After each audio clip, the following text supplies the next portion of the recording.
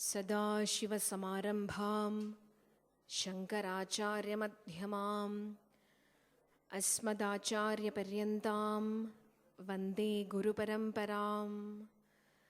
വംശീവിഭൂഷിതകരാത് നവനീരദാഭാത് പീതാംബരാദരുണബിംബഫലാധരോഷ്ടാത് പൂർണേന്ദുസുന്ദരമുഖാദരവിന്ദനേത്രാത് കൃഷ്ണാത് പരം കിമപി തത്വമഹം ന ജാനേ.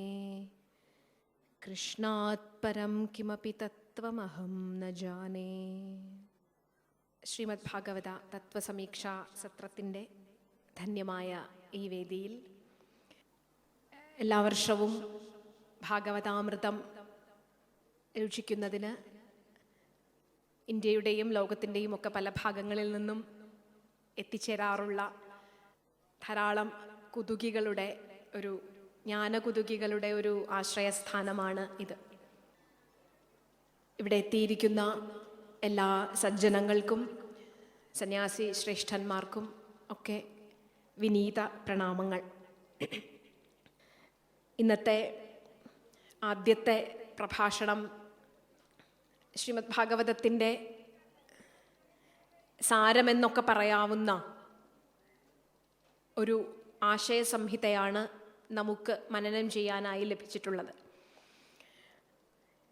എല്ലാ വർഷവും പല വിഷയങ്ങൾ പഠിക്കുവാൻ അവസരം കിട്ടുന്നു എന്നതാണ് സ്വാമിജിയുടെ അടുത്ത് പ്രഭാഷണത്തിന് വരുമ്പോൾ ഏറ്റവും സന്തോഷകരമായി തോന്നാറുള്ളത്.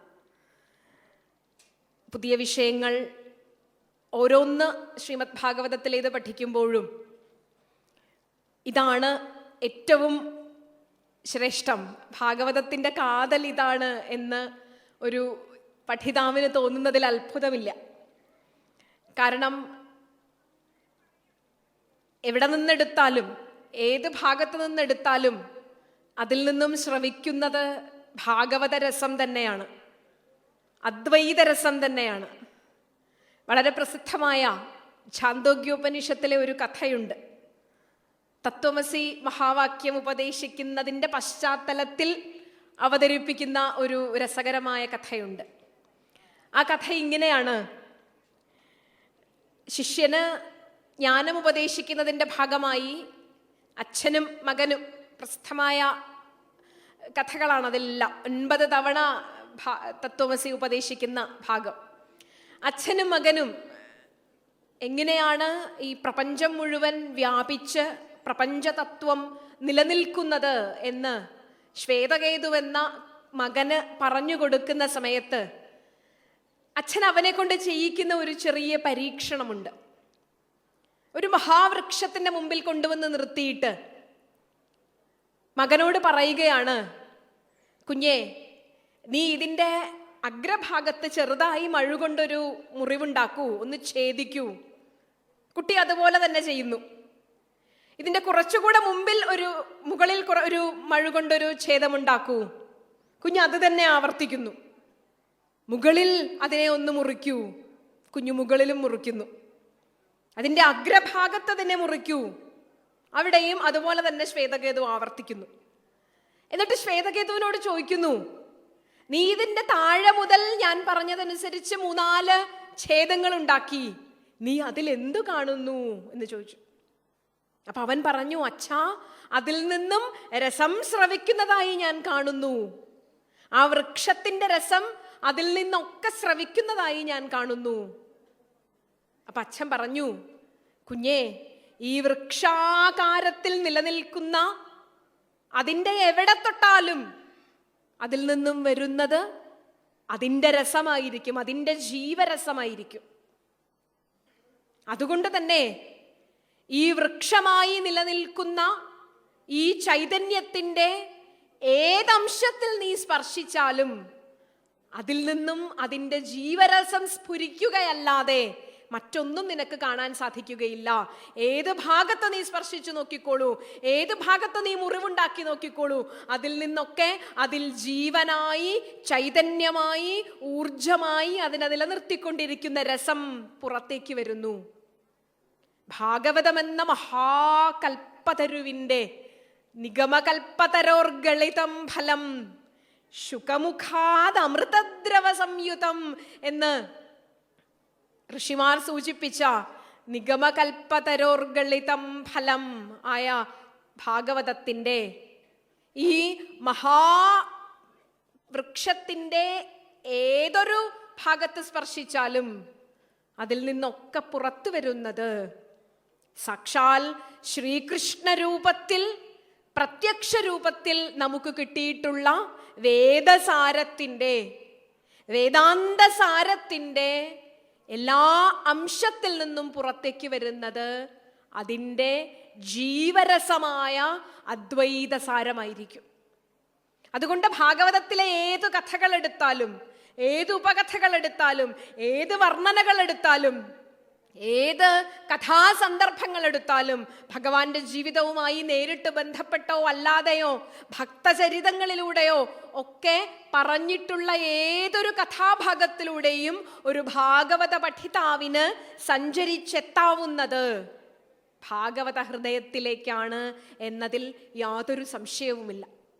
അത് കംസനിലൂടെയായാലും, അത് പൂതനയിലൂടെയായാലും, അത് അഘാസുരനിലൂടെയായാലും, അത് ബഗപക്ഷിയിലൂടെയായാലും, ഭഗവാനോട് അടുത്തോ ഭഗവാനോട് അകലെയോ നിൽക്കുന്ന ഏത് ജീവന്മാരിലൂടെയായാലും ശ്രീമദ് ഭാഗവതത്തിലേക്ക് പ്രവേശിക്കുന്ന ഒരു പഠിതാവിന് എത്തിച്ചേരാൻ സാധിക്കുന്നത് ഭാഗവത ഹൃദയം എന്ന അദ്വൈത രസത്തിലേക്കായിരിക്കും.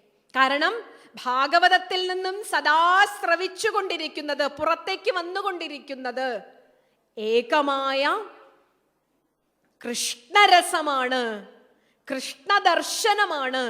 അത് അദ്വൈത ദർശനമാണ്. വാസ്തവത്തിൽ സുദർശനം എന്ന ഭഗവാന്റെ ചക്രത്തെക്കുറിച്ച് നമുക്കൊരു സങ്കല്പമുണ്ട്. സുദർശനം കേവലം ഭഗവാന്റെ കയ്യിലിരിക്കുന്ന ഒരായുധം എന്ന സങ്കല്പത്തിനപ്പുറത്ത് സുദർശനം എന്നത് ഭഗവാന്റെ തത്വചിന്തയാണ്, ഭഗവാന്റെ സങ്കല്പമാണ്, ഭഗവാന്റെ ദർശനമാണ്. അതുകൊണ്ട് തന്നെ അദ്വൈതരസം പാനം ചെയ്യണമെന്ന് ആഗ്രഹിച്ചുകൊണ്ട്, ശ്രീകൃഷ്ണ പരമാത്മാവിനെ അറിയണമെന്ന് ആഗ്രഹിച്ചുകൊണ്ട് ഭാഗവതത്തിലേക്ക് പ്രവേശിക്കുന്ന ഒരാൾക്ക് ഭാഗവത ഹൃദയത്തിലേക്കുള്ള വഴി പല മാർഗങ്ങളിലൂടെ പറഞ്ഞു തന്നിട്ടുണ്ട്. എങ്കിലും ഭാഗവത ഹൃദയം എന്ന ലക്ഷ്യം അതൊന്നു തന്നെയാണ്. അത്തരത്തിൽ ഞാൻ നേരത്തെ സൂചിപ്പിച്ചതുപോലെ ഭാഗവതത്തിലെ ഓരോ കഥാഭാഗങ്ങളും ഒരു പഠിതാവ്, ഒരു ജിജ്ഞാസു മനനം ചെയ്യാനായി എടുത്തു വെക്കുമ്പോൾ അദ്ദേഹം കൃഷ്ണഹൃദയത്തിലേക്ക്, അദ്വൈത രസത്തിലേക്ക് അറിയാതെ എത്തപ്പെടുന്ന ഒരവസ്ഥ നമുക്ക് കാണാൻ സാധിക്കും. നമ്മൾ ജീവിതത്തിൻ്റെ ഏത് സാഹചര്യത്തിൽ നിൽക്കുന്ന ആളായിക്കോട്ടെ, ജീവിതത്തിൻ്റെ ഏതൊക്കെ കർമ്മമേഖലകളിൽ പ്രവർത്തിക്കുന്ന ആളായിക്കോട്ടെ, നമ്മളെ അതിമനോഹരമായ ഭക്തി എന്ന ചരടിൽ കെട്ടിയിട്ട് അതിലൂടെ ഭഗവാനിലേക്ക് ആകർഷിക്കുന്ന മനോഹരമായ രചനാവൈഭവമാണ്, ഋഷികലയാണ് ഭാഗവതകാരൻ ഈ കൃതിയിൽ ചെയ്തു വച്ചിട്ടുള്ളത് എന്നതുകൊണ്ട് ഭാഗവത ഹൃദയത്തിലേക്ക് നമുക്കിന്ന് പ്രവേശിക്കുവാനായി അവസരം തന്നിരിക്കുന്നത് ബ്രഹ്മാവിനെ മോഹിപ്പിച്ച അതിമനോഹരമായ ഒരു കഥയിലൂടെയാണ്. ഭാഗവത കുതുകികളായ നിങ്ങൾക്കേവർക്കും സുപരിചിതമായ ഒരു കഥയുടെ പശ്ചാത്തലം ഒരുക്കിക്കൊണ്ട്, വളരെ രസകരമായ ഒരു കഥയുടെ പശ്ചാത്തലം ഒരുക്കിക്കൊണ്ടാണ് ഇത്തവണ ഭഗവാൻ നമ്മെ ഭാഗവതത്തിലേക്ക് ഉപനയിക്കുന്നത്. വാസ്തവത്തിലൊരു ഉപനയനം തന്നെയാണത്. ഉപനയനത്തിന് സാമാന്യമായ അർത്ഥം നമുക്കറിയാം. ഉപനയിക്കുക എന്നാൽ ഒരു സമ്പ്രദായ പ്രകാരമുള്ള ഉപനയനം എന്നൊരു അർത്ഥമുണ്ടതിന്. പക്ഷെ അതിനപ്പുറത്ത് ഭാഗവതത്തിലേക്ക് ഉപനയിക്കുക എന്നാൽ ഭാഗവതം എന്ന കൃഷ്ണവ്രതം എന്ന ദീക്ഷ സ്വയം സ്വീകരിച്ചിരിക്കുന്ന ഭാഗവതന്മാരെ ഏതൊക്കെ രീതിയിലാണോ ചിന്തയുടെ വിവിധ മണ്ഡലങ്ങളിൽ വിരാജിക്കുന്നവർക്ക് ഭഗവാനിലേക്കുള്ള യാത്ര സുഗമമാക്കുന്നത്, ആ വഴികളൊക്കെ ഭാഗവതകാരൻ പരീക്ഷിച്ചിട്ടുണ്ട് എന്നത് നമുക്കിവിടെ കാണാൻ സാധിക്കും. അത്തരത്തിൽ വളരെ രസകരമായ വത്സസ്തേയത്തിൻ്റെ മനോഹരമായ ഒരു കഥ പറഞ്ഞുകൊണ്ടാണ് തത്വരചനയ്ക്കുള്ള പശ്ചാത്തലം ഇവിടെ ഒരുക്കിയിരിക്കുന്നത്. അതുകൊണ്ട് തന്നെ കഥയുടെ അടരുകൾ മാറ്റിവെച്ചാൽ, കഥയുടെ മനോഹാരിതയൊക്കെ മാറ്റിവെച്ചാൽ അതിൽ നിന്നും ശ്രവിക്കുന്നത് അദ്വൈതരസമായിരിക്കും എന്നതിനാൽ നമുക്ക് വളരെ മനോഹരമായ ഈ കഥയിലൂടെ നമുക്ക് ഭാഗവതത്തിലേക്ക് പ്രവേശിക്കാം. വളരെ രസകരമായി പറഞ്ഞു പോകുന്ന, നമ്മയൊക്കെ ഭഗവത് കഥകളിലൂടെ നിറയ്ക്കുന്ന ഒരു രചനാ സമ്പ്രദായം ഭാഗവതത്തിനുണ്ട്. പ്രത്യേകിച്ചും ദശമസ്കന്ധം തുടങ്ങിക്കഴിഞ്ഞാൽ ഭഗവാന്റെ അത്യത്ഭുതകരങ്ങളായ അതിമനോഹരങ്ങളായ ലീലാവിലാസങ്ങളെ കൊണ്ട് ഭക്തഹൃദയങ്ങളെ നിറയ്ക്കുന്ന ഒരു അനുഭവം ശ്രീമദ് ഭാഗവതത്തിലുണ്ട്. അതുപോലെ ഒന്നാണ് ഭഗവാന്റെ അതിമനോഹരമായി വർണ്ണിക്കപ്പെട്ടിട്ടുള്ള ഭഗവാന്റെയും കൂട്ടുകാരുടെയും വനയാത്ര. മലയാളികൾ പാടിപ്പതിഞ്ഞ തൂർത്തു നേറുകയിൽ നിർത്തിക്കെട്ടി, കോർത്തൊരു പൂമാല ചുറ്റിക്കെട്ടി, കണ്ണു മിന്നുന്നൊറ്റ പീലി കുത്തി, കണ്ണനു ഗോപിയും പൊട്ടും കുത്തി. വളരെ പ്രസിദ്ധമാണ് മലയാളികൾക്ക് ഈ വരികൾ. ഇങ്ങനെ നെറുകയിലൊക്കെ മുടി കെട്ടിവെച്ച് അമ്മ തയ്യാറാക്കി വിടുന്ന നല്ലൊരു ഉറതൈർ കൂട്ടിയിട്ടുരുട്ടിയിട്ടും വറുത്തൊരു പേരി പതിച്ചിട്ടും ഈ രണ്ടുരുളയും എൻ്റെ മുരളിയും തരികയെന്നങ്ങലട്ടിച്ചാഞ്ചാടി തരസാ കണ്ണൻ പുറപ്പെട്ടു എന്ന് കുഞ്ഞുങ്ങളെ അമ്മമാർ ആട്ടി ഉറക്കുന്ന ഒരു മലയാളത്തിൻ്റെ അതിമനോഹരമായ വരികളുണ്ടായിരുന്നു നമുക്ക് സ്വന്തമായിട്ട്. ഇതിൽ കാട്ടിലേക്ക് ഗോപന്മാരോടൊപ്പം കാട്ടിലേക്ക് പശുക്കളുടെ കൂടെ കാലിമേയ്ക്കാനായി പോകുന്ന ഭഗവാന്റെ അതിമനോഹരമായ ഒരു ദൃശ്യം വർണ്ണിച്ചിട്ടുണ്ട്. പണ്ട് കുട്ടിക്കാലത്ത് ഊണ് കഴിക്കാൻ നേരത്ത് ഈ പാട്ട് കേട്ട് ശീലിച്ച ഒരു കുട്ടിക്കാലത്ത് ഊണ് കഴിക്കാൻ നേരത്ത് എനിക്ക് എപ്പോഴും ഓർമ്മയുണ്ട്, കുട്ടികൾ അമ്മമാരോട് പറയുമായിരുന്നു, ഈ ഉറതൈർ കൂട്ടിയിട്ട് ഉരുട്ടിയിട്ട് അതിൻ്റെ മുകളിലൊരു വറുത്തുപ്പേരി വെച്ച് തന്നാൽ ഞാൻ ഊണ് കഴിക്കാം എന്ന് പറയുന്ന ഒരു കുട്ടിക്കാലം നമുക്ക് ഓർമ്മയുണ്ട്. ഇതുപോലെ അമ്മ തൈര് കൊണ്ട് ഭക്ഷണമൊക്കെ ഭംഗിയായി പൊതിഞ്ഞ് എല്ലാവരുടെയും കയ്യിൽ അമ്മമാർ ഭക്ഷണവും പൊതിഞ്ഞു കൊടുത്തു വിട്ട് ഭഗവാനെ കാട്ടിലേക്ക് കാലിമേയ്ക്കാനായി കൂട്ടുകാരോടൊപ്പം യാത്രയാക്കുന്ന രംഗത്തിലാണ് കഥ ആരംഭിക്കുന്നത്. അതിമനോഹരമായ കാടിൻ്റെ പശ്ചാത്തലം വർണ്ണിക്കപ്പെട്ടിരിക്കുന്നു. ഈ കാട്ടിൽ ഗോപന്മാരോടൊപ്പം കൂട്ടുകാരോടൊപ്പം കാലികളെ മേയ്ക്കുന്നതിന് വേണ്ടിയിട്ട് അവർ ഒരുമിച്ച് എത്തിച്ചേരുന്നു. ഈ സന്ദർഭത്തിലാണ് വളരെ പ്രസിദ്ധമായ അഘാസുരന്റെ വായിൽ ഈ ഗോപന്മാർ അകപ്പെടുന്ന കഥ വരുന്നത്. ഇത് നമ്മളിതിന് തൊട്ട് മുമ്പത്തെ അധ്യായത്തിൽ മനനം ചെയ്യുന്നതായതുകൊണ്ട് അതിൻ്റെ പശ്ചാത്തലം മാത്രം പറഞ്ഞുകൊണ്ട് നമുക്ക് ഇങ്ങോട്ട് കടക്കാം. അഘാസുരന്റെ വായിൽ അകപ്പെട്ട ഒരു വലിയ ഗുഹയാണെന്ന് കരുതി കുട്ടികൾ കയറിപ്പോയ അഘാസുരന്റെ വായിൽ നിന്നും വളരെ അത്ഭുതകരമായി ഇവരെ രക്ഷിച്ചെടുത്തതിന് ശേഷമാണ്, ഈ ഗുഹയിൽ നിന്നും രക്ഷിച്ച് എടുത്തതിന് ശേഷമാണ് ഇവർ ഭക്ഷണം കഴിക്കാനായി വനഭോജനത്തിന് വേണ്ടിയിട്ട് എല്ലാവരും കൂടി ഒരുമിച്ചിരിക്കുന്നത്.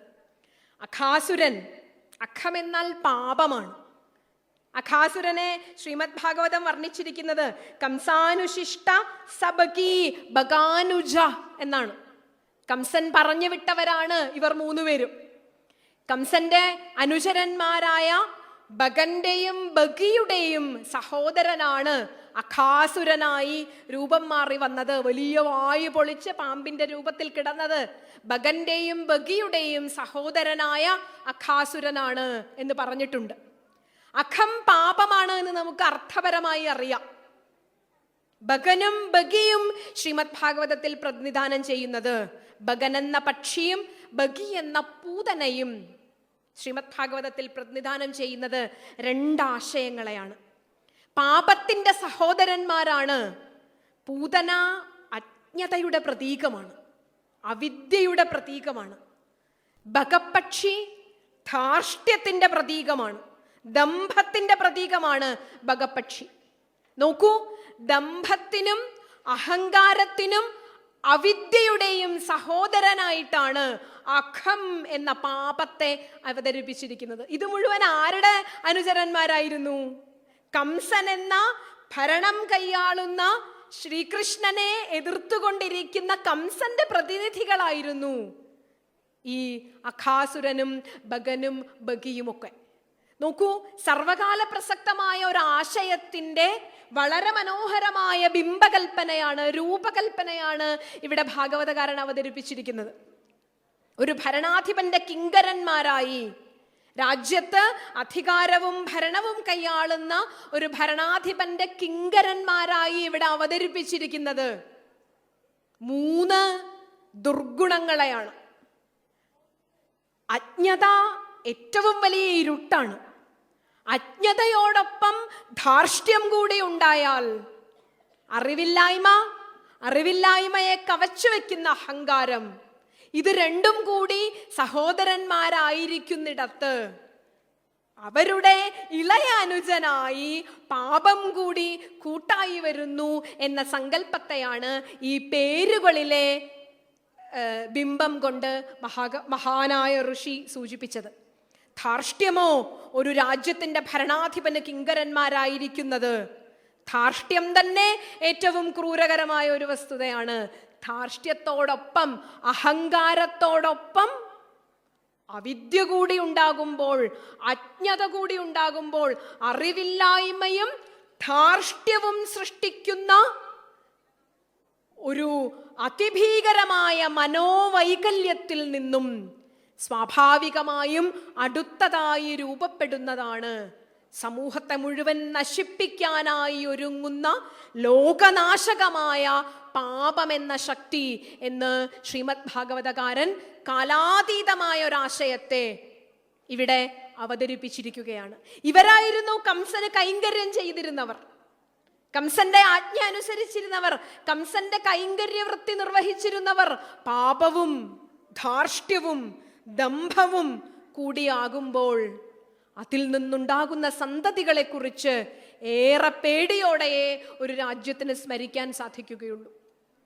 ഇതാണ് അഘാസുരൻ എന്ന പാപത്തിനുള്ളിലേക്ക് അറിയാതെ അകപ്പെട്ടു പോയ, പാപത്തിന്റെ വായിൽ അകപ്പെട്ടു പോയ ജീവന്മാരെ. പാപം എപ്പോഴും പല രൂപത്തിൽ, പല ഭാവത്തിൽ വാതുറന്ന് പ്രലോഭിപ്പിക്കുന്ന പല വസ്തുതകളുമായി കാത്തിരിക്കും.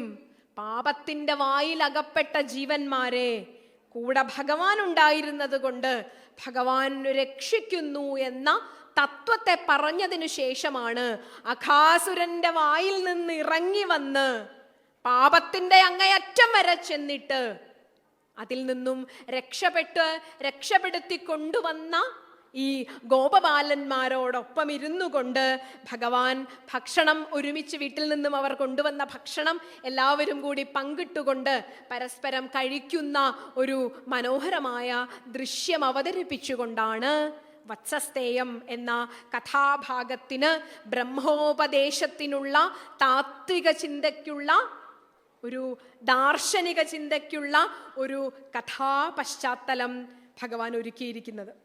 വളരെ മനോഹരമായ പ്രതിജ്ഞ, 1-2 ആശയങ്ങളെ മാത്രം മനനം ചെയ്തുകൊണ്ട് നമുക്ക് മുന്നോട്ട് പോവാം.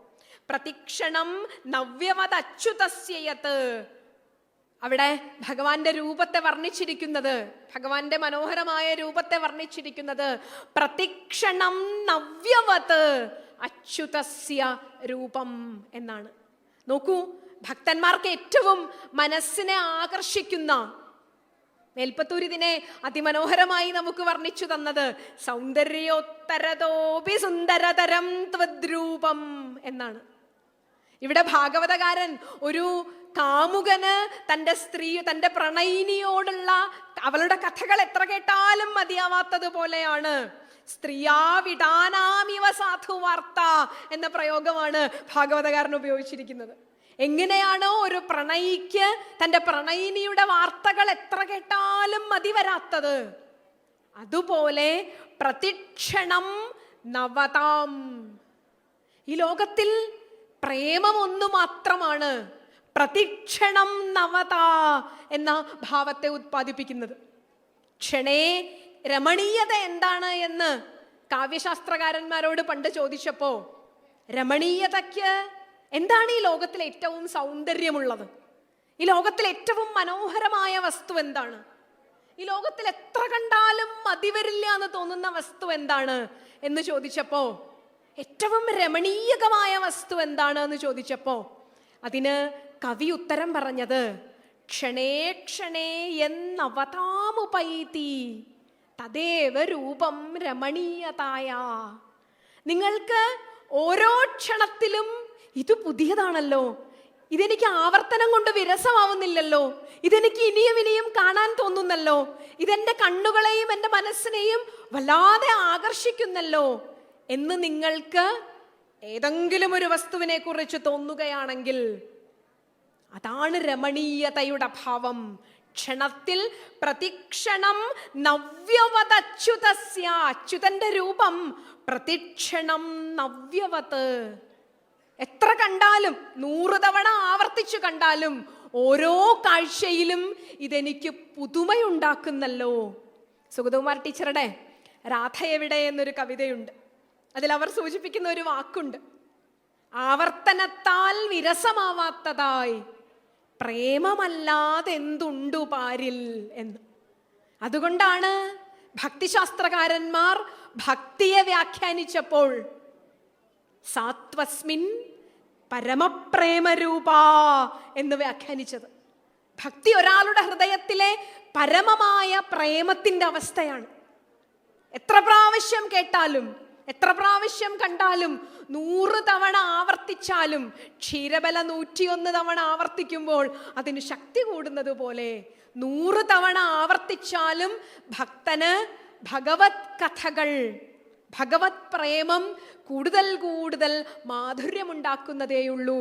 അതുകൊണ്ട് മേൽപ്പത്തൂരിന് ഇനി വാക്ക് പറയാൻ, വാക്കിന്റെ രാജാവാണ് അദ്ദേഹം. വാൽമീകിയെ സൂചിപ്പിക്കുന്ന ഒരു വാക്കാണ് വാഗ്വിതാംബരൻ എന്നത്. അതുപോലെ മലയാളത്തിന്റെ വാഗ്വിതാംബരനായിരുന്നു ശ്രീ മേൽപ്പത്തൂർ നാരായണ ഭട്ടതിരി. പക്ഷെ അദ്ദേഹത്തിന് ഭഗവാനെ സൂചിപ്പിക്കേണ്ടി വന്നപ്പോൾ സൗന്ദര്യോത്തരതോപി സുന്ദരതരം, ഇനിയും സൂപ്പർലെറ്റീവ് ഡിഗ്രി പ്രയോഗിക്കാനില്ല, സൗന്ദര്യോത്തരതോപി സുന്ദരതരം ത്വദ്രൂപം. അത് തന്നെയാണ് ഇവിടെ ശ്രീമദ് ഭാഗവതകാരന് ഉപയോഗിച്ചിട്ടുള്ള ധ്യാനിക്കേണ്ട, മനനം ചെയ്യേണ്ട വാക്ക്. എന്തുകൊണ്ടാണ് വീണ്ടും വീണ്ടും ഭഗവത് കഥകൾ കേൾക്കുമ്പോൾ, എന്തുകൊണ്ടാണ് വീണ്ടും വീണ്ടും ഭഗവാന്റെ രൂപം കാണുമ്പോൾ, എല്ലാ ദിവസവും കാണുന്ന ചിത്രമാണ്, പക്ഷേ വീണ്ടും വീണ്ടും ആ രൂപം കാണുമ്പോൾ നമുക്ക് മടുപ്പുണ്ടാവാതിരിക്കുന്നത് എന്തുകൊണ്ടാണ്? അതിനൊരു കാരണമേ ഉള്ളൂ, ഓരോ ക്ഷണത്തിലും പുതുമയുണ്ടാക്കുന്ന പ്രേമസ്വരൂപനാണ്, പരമപ്രേമരൂപമാണ് ഭഗവാനും ഭഗവാന്റെ ഭക്തിയും എന്നതുകൊണ്ട് ഞാൻ ഭാഗവതം ഈ ഭാഗം പഠിക്കാനിരുന്നപ്പോ വാസ്തവത്തിൽ പ്രതിക്ഷണം നവ്യവതച്യുതസ്യ എന്ന പദത്തിൽ വാസ്തവത്തിൽ ഞാൻ നിന്നുപോയി. അതിനപ്പുറത്തേക്ക് മുന്നോട്ട് പോകാൻ പറ്റുന്നില്ല. വാസ്തവത്തിൽ ഭാഗവതം കൂടുതൽ കൂടുതൽ നമ്മിലേക്ക് അടുക്കുന്നത്, ചില ഭാഗവതത്തിലെ നമ്മളെ മനസ്സിനെ തളച്ചിടുന്ന ചില ആശയങ്ങളുണ്ട്. ഒരുപക്ഷെ ഈ ഒരു ആശയത്തിൽ തന്നെ നമ്മൾ ധ്യാന നിമഗ്നരായിരുന്നു പോകും. ഈ ഒരൊറ്റ വാക്കിന്റെ മനനം കൊണ്ട് തന്നെ, നേരത്തെ സൂചിപ്പിച്ചതുപോലെ ഭാഗവതത്തിലെ ഒരു വാക്ക്, ഒരാശയം നിങ്ങൾക്ക് സ്വന്തമായി ലഭിച്ചാൽ, ഭാഗവതത്തിലെ ഒരു ചിന്ത നമുക്ക് സ്വന്തമായി ലഭിച്ചാൽ, ഈ ലോകത്തു നിന്നും, ഈ ലോകത്തിന്റെ എല്ലാ ദുഃഖത്തിൽ നിന്നും, ഈ ലോകത്തിലെ എല്ലാ സങ്കീർണതകളിൽ നിന്നും നമ്മെ കരകയറ്റുവാൻ ആ വാക്ക് അതുമാത്രം മതിയാകും. അതുകൊണ്ട് തന്നെ പ്രതിക്ഷണം നവ്യവതച്യുതസ്യ എന്ന അതിമനോഹരമായ രൂപത്തിൽ നിന്നും നാം പ്രവേശിക്കുന്നത് ബിഭ്രദ്വേണം ജഠരപടയോ ശൃംഗവേത്രേ ച കക്ഷേ വാമേ പാണൗ മസൃണകപലം തത്ഫലാന്യങ്കുലീഷു തിഷ്ടന്മധ്യേ സ്വപരിസുഹൃദോ ഹാസയൻ നർമ്മഭിസ്വൈ സ്വർഗേ ലോകേ മിഷതി ബുഭുജേ യജ്ഞഭുക് ബാലകേളി എന്ന അതിമനോഹരമായ വർണ്ണനയിലേക്കാണ് ഞാൻ സാമാന്യമായ ആശയം പറഞ്ഞു പോകുന്നു. ബിഭ്രദ്വേണം ജഠരപടയോ, അതിമനോഹരമായ തൻ്റെ ലോകത്തിന് മുഴുവനും ആനന്ദത്തെ ഉണ്ടാക്കുന്ന, തൻ്റെ ദർശനത്തെ ലോകത്തിലേക്ക് പ്രസരിപ്പിക്കുന്ന അതിമനോഹരമായ വേണു. മഞ്ഞപ്പട്ടിനു മുകളിൽ ഒരു ഉത്തരീയം കൂടി കെട്ടിയിട്ടുണ്ട്. ഈ ഉത്തരീയത്തിനിടയിലേക്ക് തൻ്റെ വേണു തിരുകി വച്ചിട്ട് അമ്മ രാവിലെ ഉറതയിറ് കൂട്ടി ഉരുട്ടിക്കൊടുത്ത കൂട്ടുകാരോടൊപ്പം എല്ലാവരുടെയും കൂടെ ഇരിക്കുകയാണ്. എല്ലാവരിൽ നിന്നും സ്വീകരിച്ചുകൊണ്ട് ഈ സുഹൃത്തുക്കളുടെ മുഴുവനും അമ്മ കൊടുത്തു വിട്ട കൂട്ടാനുണ്ടാവും, നിന്റെ അമ്മ ഉണ്ടാക്കിയതിന് നല്ല സ്വാദുണ്ട് എന്ന് പറഞ്ഞ് കൂട്ടുകാരെല്ലാവരും കൂടെ ഒരുമിച്ച് ഭക്ഷണം കഴിക്കുന്ന ഭഗവാന്റെ ചിത്രമാണ് ഇവിടെ വർണ്ണിക്കുന്നത്. ഒരു കയ്യിൽ തൈര് ഇറ്റിറ്റ് വീഴുന്ന തൈരുരുള പിടിച്ചിരിക്കുന്നു. അതിൻ്റെ ഉപദംശങ്ങളൊക്കെ, കൂട്ടാനായി കൊടുത്തു വിട്ടിട്ടുള്ള ഉപദംശങ്ങളൊക്കെ ഓരോ കയ്യിൻ്റെ ഓരോ വിരലുകളിലായി പിടിച്ചിരിക്കുന്നു. വെണ്ണ പിടിച്ചിരിക്കുന്നത് പോലെ തൈരുരുളയാണ് കയ്യിൽ പിടിച്ചിരിക്കുന്നത്. അങ്ങനെ തിഷ്ടൻ മധ്യേ സ്വപരിസുഹൃദോ ഹാസയൻ നർമ്മഭിസ്വൈ, കൂട്ടുകാരുടെ ഇടയ്ക്ക് കൂട്ടുകാരിൽ രാജാവായി, മിടുക്കനായ രാജാവായി അവരെ നർമ്മങ്ങളെ കൊണ്ട്, നർമ്മഭാഷണങ്ങളെ കൊണ്ട് ആനന്ദിപ്പിച്ചുകൊണ്ട് സ്വർഗേ ലോകേ മിഷതി ബുഭുജേ, സ്വർഗലോകത്തിൽ നിന്ന് നോക്കുന്നവർക്ക് നോക്കൂ, സാക്ഷാൽ പരബ്രഹ്മതത്വമായ പരമാത്മസ്വരൂപനായ അദ്വൈത സ്വരൂപനായ സാക്ഷാൽ ശ്രീകൃഷ്ണ പരമാത്മാവ് ഇവിടെ കൂട്ടുകാർക്കൊപ്പം തൈരുരുളയും ഉരുട്ടിക്കൊണ്ട് കേളികളിൽ രസിക്കുന്ന കാഴ്ചയാണ് കാണുന്നത്. അതിമനോഹരമായൊരു കാവ്യശകലം ഓർമ്മ വരുന്നു. യശോദാമാതാവിൻ്റെ വീടിൻ്റെ പുറകുവശത്ത് കാത്തിരിക്കുന്ന ഉണ്ണിക്കണ്ണനെ മലയാളത്തിൻ്റെ പ്രിയങ്കരനായ ഒരു കവി വർണ്ണിച്ചത് ഇങ്ങനെയായിരുന്നു: ഇന്നത്തേതു ഗൃഹത്തിലേക്ക് തൈരും തൂവെണ്ണയും ക്ഷീരവും കക്കാൻ പോകണം, എത്ര പാൽക്കുടമുടച്ചിടേണമെന്നിങ്ങനെ നാനാചിന്തയിൽ മുങ്ങി നന്ദവധുവിൻ കൊലായിലേകാകിയായി ബ്രഹ്മം കണ്ടമരും മഹാവികൃതിയാം ബ്രഹ്മത്തെ വന്ദിച്ചിടാം. നോക്കൂ, മനനാത്മകമായ ആശയമാണ്. ബ്രഹ്മം കണ്ടമരും മഹാവികൃതിയാം ബ്രഹ്മത്തെ വർണ്ണിച്ചിടാം. ലോകസാഹിത്യത്തിൽ ഒരിടത്തും, ലോകദാർശനികതയിൽ ഒരിടത്തും നിർഗുണമായ ഒരു തത്വത്തെ, നിരവയവമായ ഒരു തത്വത്തെ, നിരാകാരമായ ഒരു തത്വത്തെ, പ്രപഞ്ചകാരണമായ ചൈതന്യ സ്വരൂപത്തെ വർണ്ണിക്കുവാനായി ഇത്ര മനോഹരമായ ഒരു രചനാ കൗശലം ഒരു സാഹിത്യത്തിലും ദർശനത്തിലും ഉപയോഗിച്ചു കാണില്ല.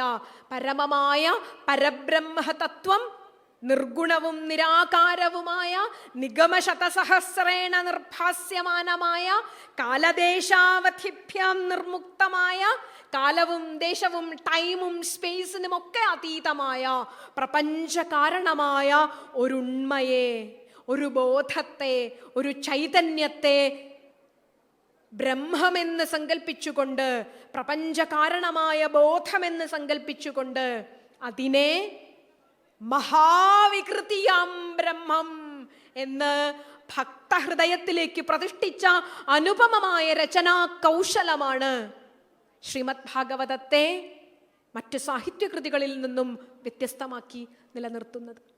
അതേ തരത്തിലുള്ള ബ്രഹ്മം കണ്ടമരും മഹാവികൃതിയാം ബ്രഹ്മമെന്ന് ശ്രീ ഓട്ടൂര് പറഞ്ഞതുപോലെയുള്ള അതിമനോഹരമായ ഒരു വർണ്ണനയാണ് ഇവിടെ ഭാഗവതകാരൻ അവതരിപ്പിച്ചിരിക്കുന്നത്.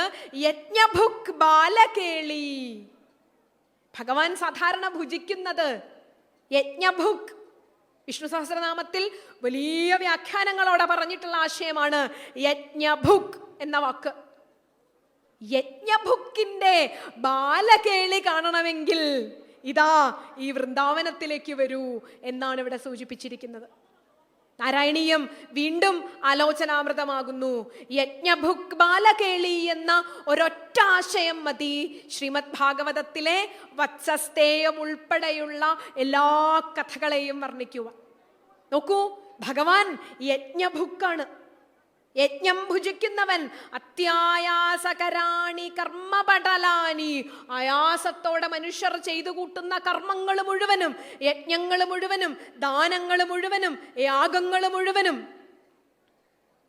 ബോധേ ഭക്തിപഥേ തവാപ്യുചി തഥാ മായാന്തി കിം താവതാ, ഏറ്റവും ക്ലിഷ്ടമായി പഠിച്ചെടുക്കേണ്ട ശാസ്ത്രങ്ങൾ മുഴുവനും, തത്വചിന്തകൾ മുഴുവനും ഒക്കെ ആരെക്കുറിച്ചാണോ പറഞ്ഞിട്ടുള്ളത്, ഏതൊരു പരമാത്മ തത്വത്തെക്കുറിച്ചാണോ പറഞ്ഞിട്ടുള്ളത്, ഏതൊരാശയ സംഹിതയെ സൂചിപ്പിക്കുന്നതിന് വേണ്ടിയിട്ടാണോ, ഈ പ്രപഞ്ചസാരമായ ഏതൊരു ചൈതന്യത്തെ സൂചിപ്പിക്കുന്നതിന് വേണ്ടിയിട്ടാണോ ശാസ്ത്രങ്ങളും വേദങ്ങളും വേദാന്തങ്ങളും ഉപനിഷത്തുകളും ദർശനങ്ങളും യജ്ഞങ്ങളും യാഗങ്ങളും കർമ്മങ്ങളും ഏറ്റവും ക്ലിഷ്ടമായ തർക്കമാർഗവും ഒക്കെ ആരെക്കുറിച്ചാണോ പറഞ്ഞിട്ടുള്ളത്, ആ വേദാന്തവേദ്യനായ ഭഗവാൻ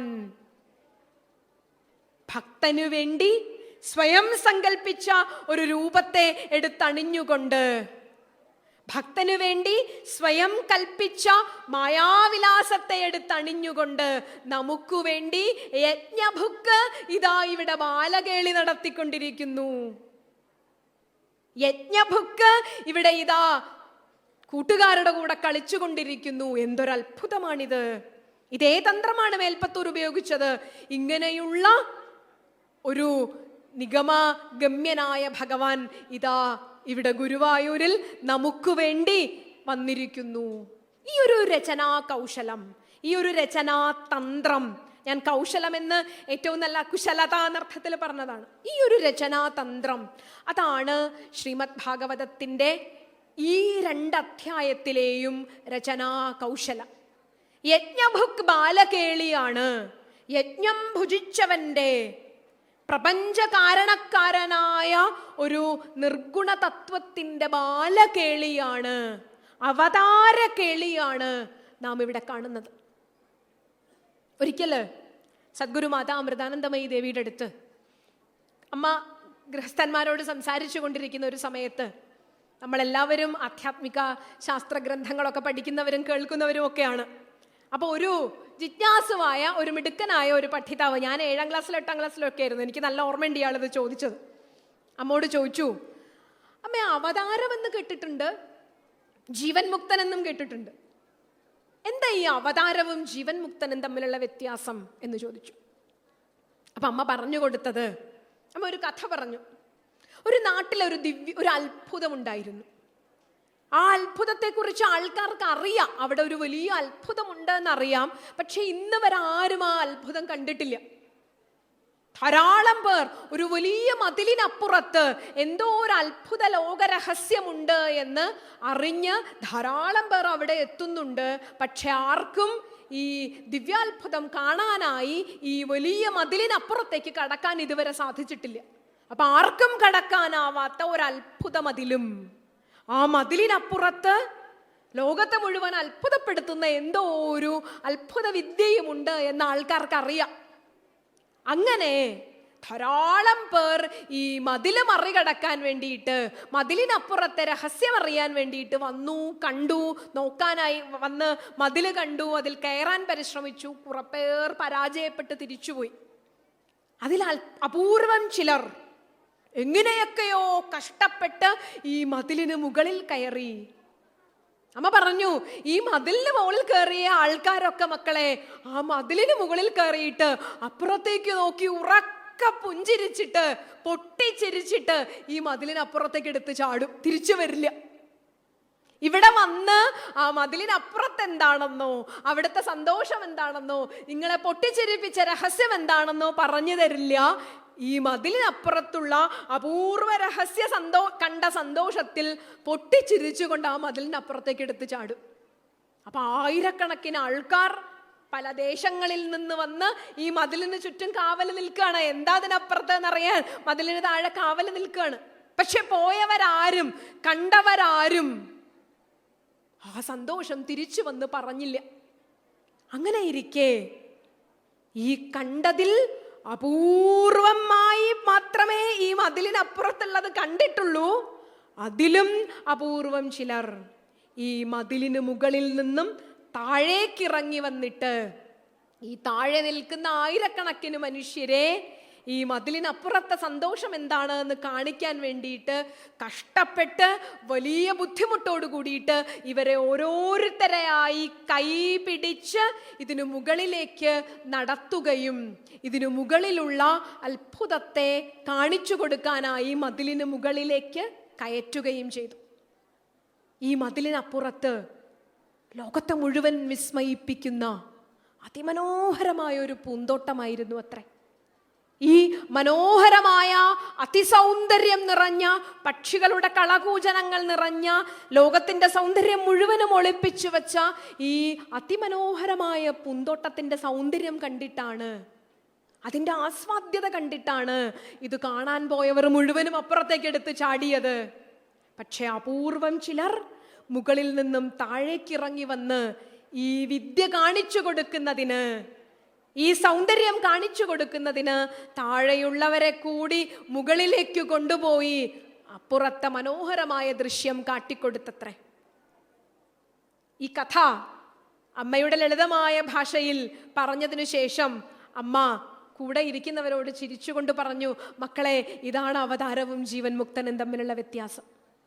ജീവൻ മുക്തൻ ആ സന്തോഷം, ആ അത്ഭുതം, ആ മതിലിനപ്പുറത്ത് പ്രപഞ്ചത്തിന്റെ മനോഹാരിത മുഴുവനും ഒളിപ്പിച്ചു വച്ച ഈ രസായന വിദ്യ കണ്ടവനാണ്. പക്ഷേ ആ രസായന വിദ്യ കണ്ട ആനന്ദത്തിൽ ലോകത്തിലെ സന്തോഷങ്ങളിലേക്ക്, തുച്ഛതകളിലേക്ക് ഇറങ്ങി വരാതെ ഈ രസായന വിദ്യ, ഈ മനോഹരമായ സൗന്ദര്യാതിരേകത്തിൽ ജീവിച്ചു കൊണ്ടിരിക്കുന്നവനാണ് ജീവൻ മുക്തൻ. പക്ഷെ അവതാരം ഈ അതിമനോഹരമായ സൗന്ദര്യം നമ്മെപ്പോലുള്ളവർക്ക് കാട്ടിത്തരുവാനായി പല പല മാർഗങ്ങളിലൂടെ നമ്മെ മുകളിലെത്തിക്കുന്നതിന് വേണ്ടിയിട്ട് താഴേക്കിറങ്ങി വന്ന് കൈപിടിച്ചു മുകളിലേക്ക് പോകുന്നവനാണ്. പക്ഷേ അവരുടെ ജീവിതത്തിൻ്റെ ലക്ഷ്യം എന്താണ് എന്ന്, ജീവിതത്തിൻ്റെ ദൗത്യം എന്താണ് എന്ന് അവർ മുകളിൽ നിന്നും കണ്ടതിനു ശേഷം നമുക്ക് വേണ്ടി ഇറങ്ങി വന്നവരാണ്.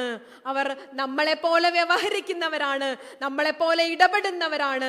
പക്ഷേ ജീവിതത്തിൻ്റെ ഓരോ സൂക്ഷ്മാംശങ്ങളിൽ നിന്നും അവർ പ്രകടിപ്പിച്ചു കൊണ്ടിരിക്കുന്നത് തങ്ങളുടെ സത്യാവസ്ഥയെ ആയിരിക്കും.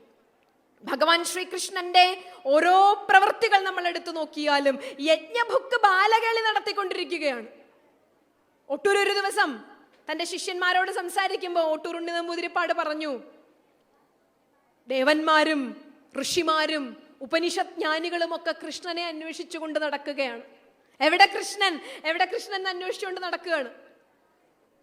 അപ്പോ കൃഷ്ണനെ കാണാതെ വന്നപ്പോ ബലരാമൻ പറഞ്ഞു, കൃഷ്ണനെ അന്വേഷിക്കണ്ട, അവിടെ രാധയുടെ കൊണ്ടാട്ടം മുടക്കാനിട്ടിടത്ത് കൃഷ്ണൻ അതിന് കാവലിരിക്കുന്നുണ്ടാവും, അവിടെ പോയി നോക്കൂ എന്ന് പറഞ്ഞു അത്രേ. ബ്രഹ്മം കണ്ടമരും മഹാവികൃതിയാം ബ്രഹ്മത്തെ, യജ്ഞഭുക്കിന്റെ ബാലകേളിയെ, കുട്ടികളോടൊപ്പം വനഭോജനം നടത്തുന്ന, കൂട്ടുകാരോടൊപ്പം ഭോജനം നടത്തുന്ന യജ്ഞഭുക്കിന്റെ ബാലകേളിയാണ് വത്സസേയം എന്ന ബ്രഹ്മാവിനെ മോഹിപ്പിച്ച കഥ. അങ്ങനെ ബാലകേളി നടത്തിക്കൊണ്ടിരിക്കുന്ന കൃഷ്ണൻ, ഞാൻ കഥാംശം വളരെ പ്രസിദ്ധമായതിനാൽ അതിലൂടെ പറഞ്ഞു മാത്രം പോകുന്നു. പശുക്കുട്ടികൾ അവിടെവിടെയായി പുല്ല് മേഞ്ഞുകൊണ്ട് നിൽക്കുന്നുണ്ടായിരുന്നു. കുറച്ചു കഴിഞ്ഞ് നോക്കിയപ്പോൾ പശുക്കുട്ടികളെ ഒന്നും കാണുന്നില്ല. പശുക്കുട്ടികളെ അന്വേഷിച്ച് ഗോപന്മാരെല്ലാവരും പോകാൻ തുടങ്ങിയപ്പോൾ കൃഷ്ണൻ പറഞ്ഞു, നിങ്ങൾ എല്ലാവരും ഇവിടെ ഇരുന്ന് ഭക്ഷണം കഴിക്കൂ. ഊണ് കഴിച്ച് കൈ കഴുകിയിട്ട് കൂടിയില്ല. കയ്യിൽ നിന്നും ഇറ്റിറ്റ് വീഴുന്ന വെണ്ണയും തൈരുമുണ്ട്. ആ കൈ വെച്ചുകൊണ്ട് തന്നെ ഭഗവാൻ പറഞ്ഞു, ഞാൻ പോയി നോക്കിയിട്ട് വരാം, നിങ്ങൾ എല്ലാവരും ഇവിടെ ഇരുന്നോളൂ. അവിടെ എന്താ, പശുക്കുട്ടികളെ അന്വേഷിച്ച് ഞാൻ പോവാന്ന് പറഞ്ഞു. ഭഗവാൻ പോയ തക്കം നോക്കി ഭഗവാൻ ഈ അഘാസുരന്റെ വായിൽ കയറിയതും അഘാസുരന്റെ വായിൽ നിന്നും ഇറങ്ങി വന്നതും ഒക്കെ ബ്രഹ്മാവിനെ വല്ലാതെ അത്ഭുതപ്പെടുത്തി. അദ്ദേഹം നോക്കുമ്പോ ഈ സൃഷ്ടിയൊക്കെ ചെയ്യുന്നത് ഞാനാണ്, ഈ പ്രപഞ്ചത്തിലെ ജീവന്മാരെയൊക്കെ സൃഷ്ടിക്കുന്നത് ഞാനാണ്. ഭഗവാൻ ഇത്തരത്തിലുള്ള അത്ഭുത വിദ്യകളൊക്കെ കാണിച്ചുകൊണ്ട് ഇങ്ങനെ വൃന്ദാവനത്തിൽ വിലസുകയാണ്. അതുകൊണ്ട് ഭഗവാനെ ഒന്ന് മോഹിപ്പിച്ചു കളയാം എന്ന് കരുതിയിട്ട് ഭഗവാൻ പോയ തക്കം നോക്കി ബ്രഹ്മാവ് ഈ കുട്ടികളെയും ഗോപന്മാരെയും ഒക്കെ ഒളിപ്പിച്ചു വെച്ചു. ബ്രഹ്മാവ് എവിടെയോ അവരുടെ തൻ്റെ മായാവിദ്യ കൊണ്ട് ഒളിപ്പിച്ചു വെച്ചു. ദൂരെ പോയി പല കാടുകളിലും നോക്കി, പശുക്കളെയൊന്നും കാണുന്നില്ല. ഭഗവാൻ കൂട്ടുകാരുടെ അടുത്തേക്ക് ഓടി വന്നപ്പോ കൂട്ടുകാരും ഊണ് കഴിച്ചുകൊണ്ടിരിക്കുന്ന സ്ഥലത്ത് കൂട്ടുകാരെയും കാണുന്നില്ല. അവിടെയും ഇല്ല കൂട്ടുകാര്, ഇവിടെയും ഇല്ല, പശുക്കളെയും കാണുന്നില്ല. കാര്യം ഭഗവാന് മനസ്സിലായി, ഇത് ബ്രഹ്മാവിൻ്റെ ഒരു കൗശലമാണ് എന്ന് മനസ്സിലായി. ഭഗവാൻ ഇവിടെ അടുത്ത ധ്യാനാത്മകമായ ആശയം വാക്കിന്റെ രൂപത്തിൽ ഋഷി അവതരിപ്പിച്ചിരിക്കുന്നു. വിശ്വകൃത് എന്ന ശ്രീമദ് ഭാഗവതത്തിലെ മനനം ചെയ്യേണ്ട അടുത്ത വാക്ക്. ഞാൻ ഇപ്രാവശ്യം ഭാഗവതത്തിലൂടെ മുഴുവൻ പഠിച്ചപ്പോൾ ചില വാക്കുകൾ, ചില ആശയങ്ങളായി മനസ്സിലേക്ക്. നോക്കൂ, ഇനി വിഷ്ണു സഹസ്രനാമം നമ്മൾ ചൊല്ലും. ഈ വിശ്വകൃത്തിന്റെ വ്യത്യസ്തമായ ഭാവതലങ്ങൾ വിഷ്ണു സഹസ്രനാമത്തിൽ അവതരിപ്പിക്കുന്നുണ്ട്. വിശ്വകൃത്തായ ഭഗവാനെ, ഈ വിശ്വം മുഴുവൻ ചമച്ച് ഈ വിശ്വത്തിന് മുഴുവനും കാരണമായിട്ടുള്ള ഭഗവാനെ, ഈ കൂട്ടുകാരെയും പശുക്കുട്ടികളെയും ഒളിപ്പിച്ചു വെച്ചുകൊണ്ട് ബ്രഹ്മാവ് കാണിച്ച ഒരു അത്ഭുത വിദ്യയ്ക്ക്, ഒരു രസമായിട്ട് ബ്രഹ്മാവ് ചെയ്ത വിദ്യയ്ക്ക് ഭഗവാൻ പ്രതിപ്രവർത്തനം ചെയ്തത്, ഈ പ്രപഞ്ചത്തെ മുഴുവൻ സൃഷ്ടിക്കാൻ കഴിവുള്ള ഭഗവാന്റെ മുന്നിൽ ബ്രഹ്മാവ് കാണിച്ച ഒരു വിഡ്ഢിത്തത്തിന് തിരിച്ച് മറുപടി കൊടുത്തത് ഭഗവാൻ സ്വയം ഈ ജീവജാലങ്ങളെ മുഴുവനും, തൻ്റെ കൂടെ ഉണ്ടായിരുന്ന എല്ലാ ഗോപന്മാരെയും പശുക്കളെയും അവരുടെ എല്ലാ സ്വഭാവത്തോടും കൂടി വീണ്ടും പുനഃസൃഷ്ടിക്കുന്നു. തിരിച്ച് അവർ ഗോകുലത്തിലേക്ക് സന്തോഷത്തോടെ മടങ്ങിപ്പോകുന്നു. ബ്രഹ്മാവ് ഒളിപ്പിച്ചു വെച്ച ഗോപന്മാരും ഗോക്കളുമൊക്കെ ബ്രഹ്മാവിൻ്റെ ഒളിസങ്കേതത്തിൽ തന്നെ ഇരുന്നു കൊള്ളട്ടെ. താൻ തൻ്റെതായ മറ്റൊരു കൂട്ടം, ഇതേ കുട്ടികൾ തന്നെ, ഇതേ വത്സങ്ങൾ തന്നെ, ഇതേ ഗോപന്മാർ തന്നെ, ഇതേ ഗോക്കൾ തന്നെ യാതൊരു മാറ്റവുമില്ലാതെ വീണ്ടും എവിടെ അവതരിക്കുന്നു? ആ അമ്പാടിയിലേക്ക്, വൃന്ദാവനത്തിലേക്ക് സുഖമായി തിരിച്ചു പോകുന്നു. നോക്കൂ, ബ്രഹ്മാവിൻ്റെ സൃഷ്ടി ഈ പ്രപഞ്ചത്തിലെ വസ്തുക്കളൊക്കെ എടുത്തുകൊണ്ടാണ്, ഈ പ്രപഞ്ചത്തിലെ ഉപാദാന കാരണങ്ങളായ വസ്തുക്കളൊക്കെ എടുത്തുകൊണ്ടാണ് ബ്രഹ്മാവ് സൃഷ്ടി നടത്തുന്നത്. പക്ഷേ ഈ സൃഷ്ടിക്കു കാരണമായ ഒരു ചൈതന്യത്തോടാണ്, സൃഷ്ടിയുടെ നിമിത്ത കാരണത്തോടാണ് ബ്രഹ്മാവിടഞ്ഞത് എന്നോർക്കണം. നോക്കൂ, ഉപാദാന കാരണവും നിമിത്ത കാരണവും വെച്ചുകൊണ്ട് മാത്രമേ സൃഷ്ടി സംഭവിക്കുകയുള്ളൂ. നിമിത്ത കാരണം ഇവിടെ ഇരിക്കുമ്പോൾ, പ്രപഞ്ചത്തിന് നിമിത്തമായ ചേതനനായ കാരണം ഇവിടെ ഇരിക്കുമ്പോൾ, അദ്ദേഹത്തിന് ഈ ലോകത്തിൽ എവിടെ വച്ചു വേണമെങ്കിലും ആരുടെ വേണമെങ്കിലും സൃഷ്ടി നടത്താം എന്നിടത്തേക്കാണ് ഭഗവാന്റെ വിശ്വകൃത് എന്ന വിശേഷണം ഒരു ഭക്തനെ കൊണ്ടെത്തിക്കുന്നത്.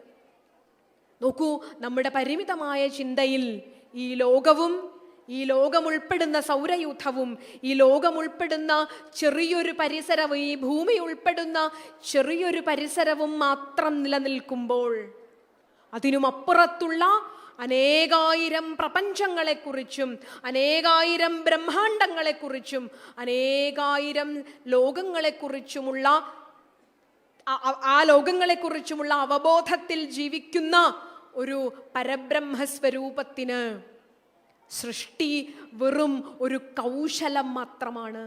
സൃഷ്ടി വെറും ഒരു ലീല മാത്രമാണ്. സൃഷ്ടി വെറും ഒരു കൗതുകം മാത്രമാണ്. ബ്രഹ്മാവിന് ഭഗവാൻ ബ്രഹ്മാവിൻ്റെതുപോലെ തന്നെ, ബ്രഹ്മസൃഷ്ടി പോലെ തന്നെയുള്ള കുറെ ജീവന്മാരെയും സൃഷ്ടിച്ചുകൊണ്ട് സുഖമായി ഭഗവാൻ വൃന്ദാവനത്തിലേക്ക് തിരിച്ചു പോവുകയും, ഏവം സമ്മോഹയൻ വിഷ്ണും വിമോഹം വിശ്വമോഹനം, ഭഗവാനെ ഇപ്രകാരം മോഹിപ്പിച്ച ബ്രഹ്മാവ് തന്നെ അത്ഭുതപ്പെട്ടു പോയി.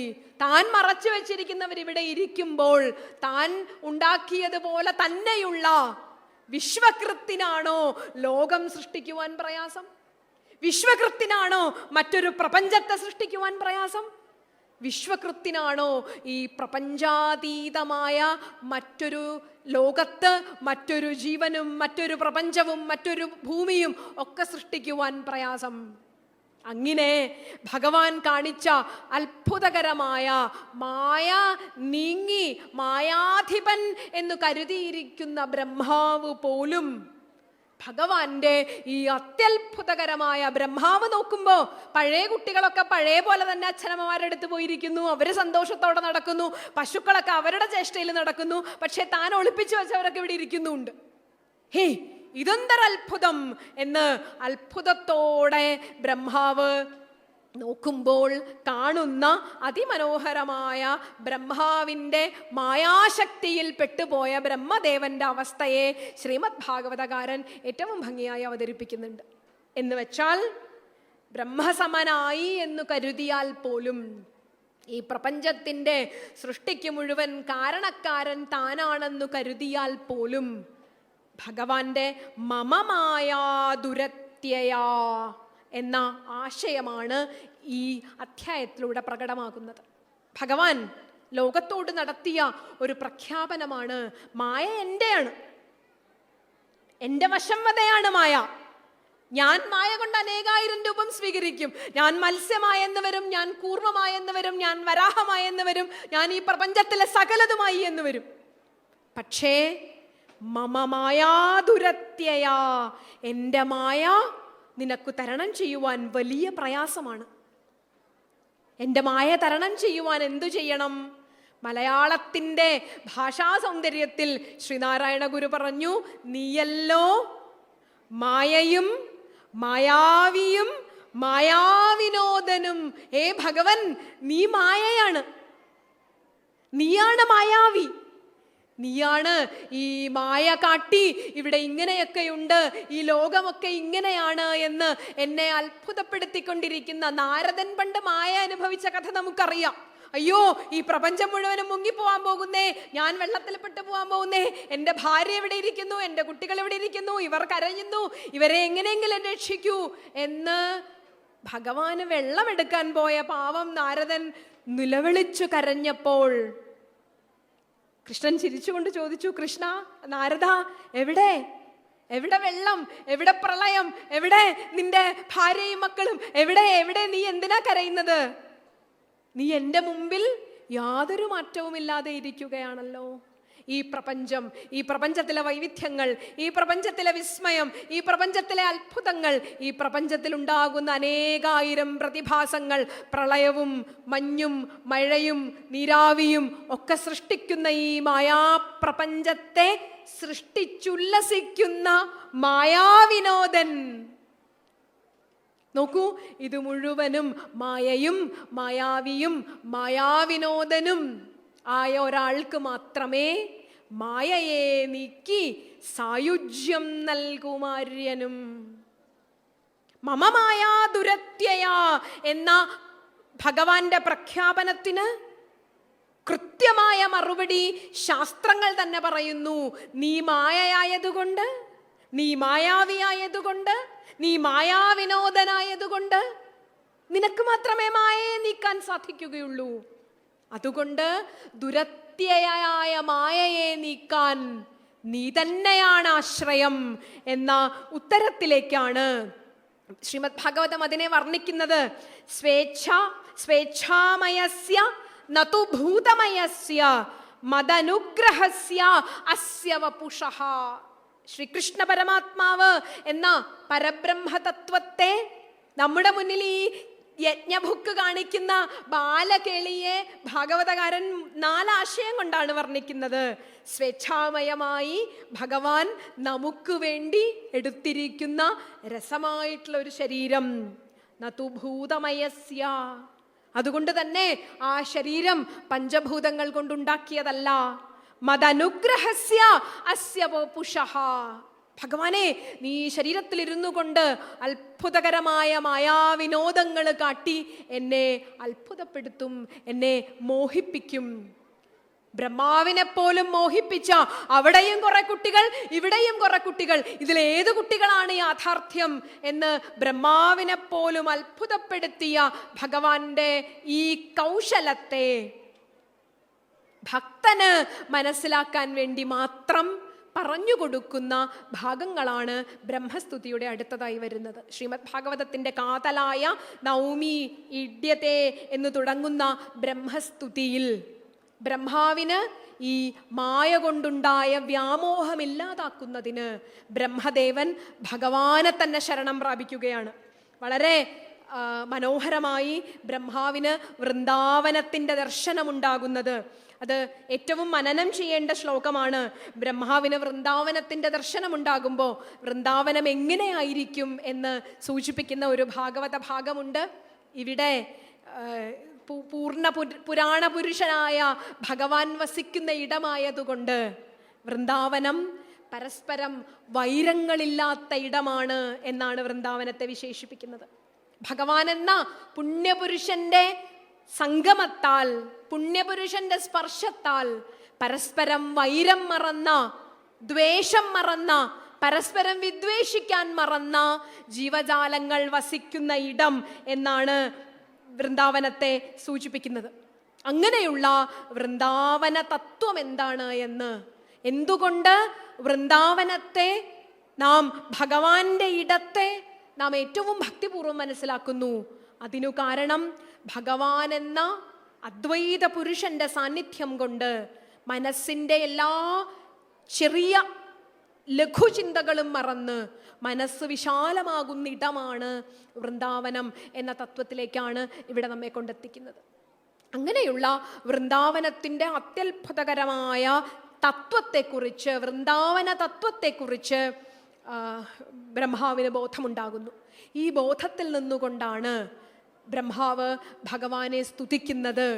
ഈ ബോധത്തിൽ നിന്നുകൊണ്ടാണ് അഹോഭാഗ്യം അഹോഭാഗ്യം നന്ദഗോപവ്രജൗകസാം യന്മിത്രം പരമാനന്ദം പൂർണ്ണം പുണ്യ സനാതനമായ എന്ന ഒരു ബോധത്തിലേക്ക്, ശ്രീമദ് ഭാഗവത സാരമായ, ബ്രഹ്മസ്തുതിയുടെ സാരമായ, എത്ര ഭാഗ്യമുള്ളവരാണ് ഈ വൃന്ദാവനത്തിലെ ജനങ്ങൾ, എത്ര പുണ്യം ചെയ്തവരാണ് വൃന്ദാവനത്തിലെ ജനങ്ങൾ. കാരണം പൂർണ്ണ പുണ്യപുരുഷനെ അവർക്ക് കൂടെ കിട്ടിയിരിക്കുന്നു, അവർക്ക് കൂട്ടുകാരായി കിട്ടിയിരിക്കുന്നു, അവർക്ക് കളിക്കാനും ക്രീഡിക്കാനും പുണ്യപുരാണ പുരുഷനെ അവർക്ക് ലഭിച്ചിരിക്കുന്നു.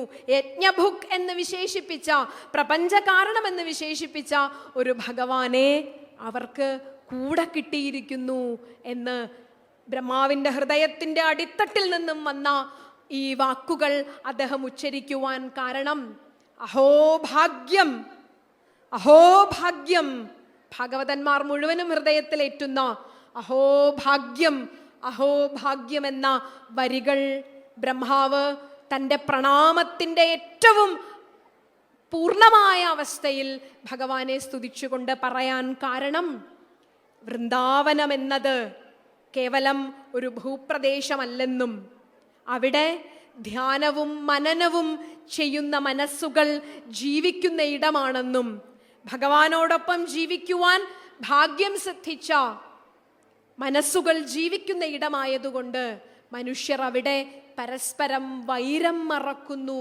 എന്നതുമായ അവസ്ഥ. നിങ്ങൾ കേട്ടിട്ടുണ്ടാവും, ഈ മഹാത്മാക്കളുടെ ജീവിത പരിസരത്തെ സൂചിപ്പിക്കുന്ന കഥകൾ കേട്ടിട്ടുണ്ടാവും. പ്രത്യേകിച്ചും ശൃംഗേരി പോലുള്ള സ്ഥലങ്ങളെക്കുറിച്ച് പ്രസിദ്ധമായ കഥകളുണ്ട്. ശൃംഗേരിയിൽ ആചാര്യസ്വാമികൾ ഒരു ആശ്രമം സ്ഥാപിക്കുന്നതിന് പിന്നിൽ ഒരു കഥ സൂചിപ്പിച്ച് കേട്ടിട്ടുണ്ട്. അവിടെ ആശ്രമം സ്ഥാപിക്കുവാനായിട്ട് ശങ്കരാചാര്യര് മറ്റ് ഭാരതത്തിൻ്റെ ഭാഗങ്ങളിലൊക്കെ തൻ്റെ അദ്വൈത ചിന്താ പ്രചാരവുമായി നടന്ന് ശൃംഗേരി തീരത്തെത്തുമ്പോൾ ഒരു നട്ടുച്ച നേരത്ത് ചുട്ടുപൊള്ളുന്ന തുംഗഭദ്രാ നദിയുടെ ജലപ്രവാഹത്തിന് മുന്നിൽ ആചാര്യസ്വാമികൾ നിൽക്കുമ്പോൾ ഒരു പൂർണ്ണഗർഭിണിയായ ഒരു തവളയ്ക്ക്, ഒരു പ്രസവത്തിലെ നദിയിലേക്ക് പ്രസവിച്ചു കൊണ്ടിരിക്കുന്ന ഒരു തവളയ്ക്ക് ഈ സൂര്യൻ്റെ മഹാതപത്തിൽ നിന്നും രക്ഷ കൊടുത്തുകൊണ്ട് ഒരു മൂർഖൻ പാമ്പ്, ബദ്ധശത്രുക്കളാണ് തവളയും പാമ്പും, ബദ്ധശത്രുക്കളാണെങ്കിലും ഈ മഹാപുരുഷന്മാരുടെ ധ്യാന സാന്നിധ്യം കൊണ്ട്, ഋഷ്യശൃംഗ മഹർഷിയുടെ ധ്യാനത്തിൻ്റെ ഇടമായിരുന്നു ഈ പ്രദേശം. അങ്ങനെ ഋഷ്യശൃംഗ മഹർഷിയുടെ ധ്യാനത്താൽ പരിപൂതമായ ഈ സ്ഥലത്ത്, ഋഷ്യശൃംഗ മഹർഷിയുടെ ധ്യാനം കൊണ്ട് നിറഞ്ഞ ഈ പ്രദേശത്ത് പരസ്പരം വൈരത്തിൽ വർത്തിക്കുന്ന തവളയും പാമ്പും അവർ വൈരം മറന്നുകൊണ്ട് പരസ്പരം ശുശ്രൂഷ ചെയ്യുന്ന, പാമ്പ് തവളയ്ക്ക് ശുശ്രൂഷ ചെയ്യുന്ന വൈരം മറന്നൊരു കാഴ്ച കണ്ടപ്പോൾ ആചാര്യസ്വാമികൾക്ക് തീർച്ചയായി ഇത് മനുഷ്യൻ, ജീവജാലങ്ങൾ അവൻ്റെ ഉള്ളിലെ വൈരത്തെ ത്യജിക്കണമെങ്കിൽ, വൈരത്തെ മറന്നു പോകണമെങ്കിൽ, ദേഷ്യമില്ലാതിരിക്കണമെങ്കിൽ അവിടെ ധ്യാനത്തിൻ്റെ ഇടമായിരിക്കണം, മനനത്തിൻ്റെ ഇടമായിരിക്കണം എന്ന് കരുതിയിട്ട് മനുഷ്യൻ്റെ മനസ്സിലെ വൈരത്തെ കളയുവാനുള്ള സാധ്യത ജപത്തിനും ധ്യാനത്തിനും മൗനത്തിനും മനനത്തിനുമുണ്ട് എന്ന തിരിച്ചറിവിലാണ് അവിടെ ആചാര്യസ്വാമികൾ ഒരു ആശ്രമം സ്ഥാപിച്ചത്. ബ്രഹ്മാവ് വൃന്ദാവനത്തെക്കുറിച്ച് പറയുമ്പോൾ സൂചിപ്പിക്കുന്ന അതിമനോഹരമായ ഒരാശയം ഇതോട് ചേർത്ത് വായിക്കാവുന്നതാണ്. വൃന്ദാവനത്തിലെ ജനങ്ങൾ എന്തുകൊണ്ട് ഇത്ര ആനന്ദത്തിൽ മുഴുകുന്നു? ഭഗവാൻ ഉള്ളിൽ പ്രവേശിച്ച ഒരാൾക്ക്, ഭഗവാൻ ഉള്ളിലില്ലാത്തിടത്തോളം കാലം അയാൾക്ക് ലോകത്തിലെ മുഴുവനും ദുരിതമായിട്ട് തോന്നും. അയാൾക്ക് ഗൃഹം കാരാഗ്രഹമായിട്ട് തോന്നും. അയാൾക്ക് ജീവിതത്തിലെ എല്ലാം പ്രശ്നങ്ങളായിട്ട് തോന്നും.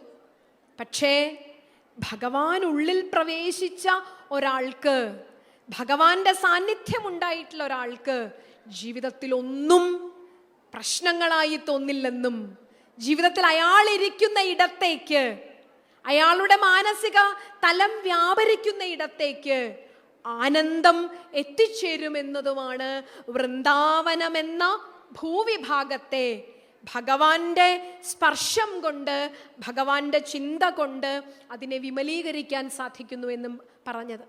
അതുകൊണ്ടാണ് ബ്രഹ്മാവ് അതിശയോക്തിപരമായി ഇവിടെ അവതരിപ്പിച്ചിരിക്കുന്നത്. ഉദ്ധവൻ ഇനി പറയും.